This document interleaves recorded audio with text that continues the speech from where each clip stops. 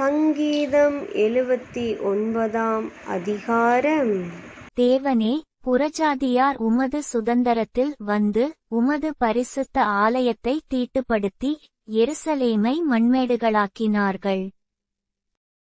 உமது ஊழியக்காரரின் பிரேதங்களை ஆகாயத்து பறவைகளுக்கும் உமது பரிசுத்தவான்களின் மாம்சத்தை பூமியின் மிருகங்களுக்கும் இரையாக கொடுத்தார்கள்.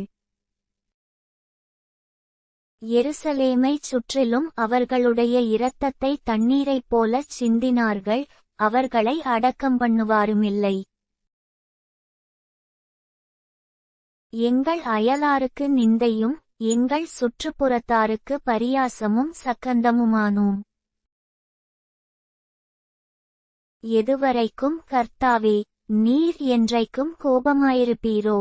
உம்முடைய எரிச்சல் அக்கினியைப் போல் எரியுமோ? உம்மை அறியாத ஜாதிகள் மேலும் உமது நாமத்தை தொழுது கொள்ளாத ராஜ்யங்கள் மேலும் உம்முடைய உக்கிரத்தை ஊற்றிவிடும்.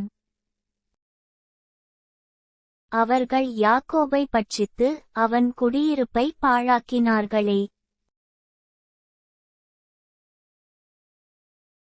பூர்வகாலத்து அக்கிரமங்களை எங்களுக்கு விரோதமாக நினையாதேயும், உம்முடைய இரக்கங்கள் சீக்கிரமாய் எங்களுக்கு நேரிடுவதாக. நாங்கள் மிகவும் தாழ்த்தப்பட்டு போனோம்.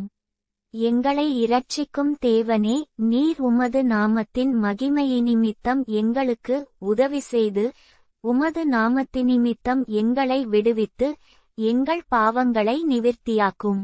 அவர்களுடைய தேவன் எங்கே என்று புறஜாதிகள் சொல்வானேன்?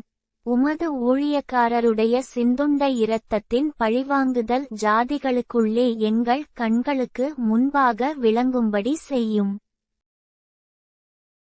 கட்டுண்டவனுடைய பெருமூச்சு உமக்கு முன்பாக வரட்டும், கொலைக்கு நியமிக்கப்பட்டவர்களை உமது புயபலத்தினால் உயிரோடே காத்தருளும்.